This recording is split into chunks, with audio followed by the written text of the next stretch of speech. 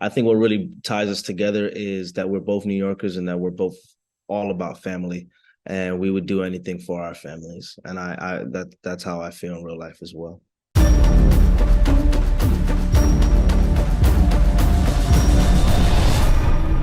I heard an interview where you said that your character here in Full Circle is this, this boss that no one wants to have. So I wanted to know if you've had some boss like that, and if by some way like you inspire your character in some of that person's characteristics.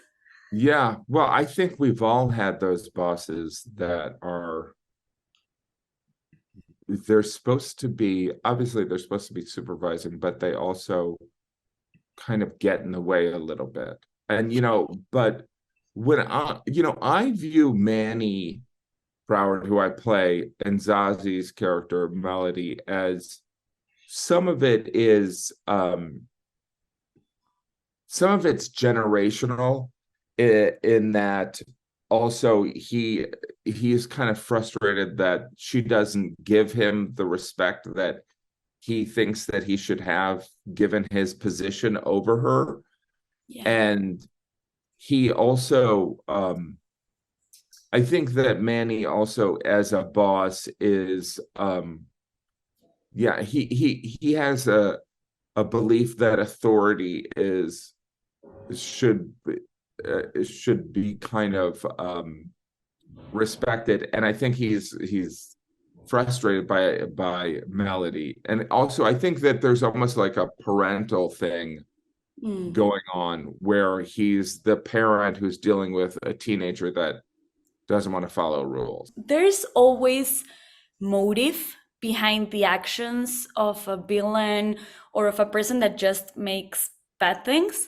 And I would like to know your take on that and your character. You are more of the idea that a person is born evil, or that the society, the context, and the experiences is what makes them evil? That's a great question because I think as you watch the show, you answer it twice. In the beginning, you answer it and you think he is born evil, and he's just this malicious, angry guy. I think almost in every scene, I'm yelling with the veins sticking out of my neck, and so he's definitely one of those people where you assume he's the main villain. But then as the season goes along, it's almost like you're starting to peel it back and realize, well, he's actually very hurt. He's traumatized. He's going through loss and pain. He's also very family oriented, and he does everything for his family, even if it isn't the right thing to do.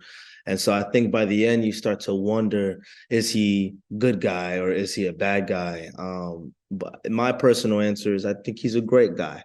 I think that he is definitely lost and confused, and if you think about it, he's the only one in the show who has no real friend or anybody to hang on to. Somebody's either telling him what to do or telling him that he's doing too much. And so he is in his own world while all these worlds are crashing on top of him, you know? I think the best villains are the villains that you can still relate to or still understand why they're doing what they're doing. The series talks about how everything is connected in this full circle. So I wanted to know, in which way does your character connect to you? Yeah, I would say, I mean, there's for every character there is, you have to find those pieces in you. Yeah. So I would say there is part of me that is a misanthrope, kind of like, or is just kind of um annoyed. And I mean, I have 5 kids, so I'm exhausted, and it's just, the feeling of being beaten down. I can identify with that, but I would say that I am probably more optimistic than Manny. But yeah, I mean, also, the eating habits he has, I think I identify with that. Yeah. And also just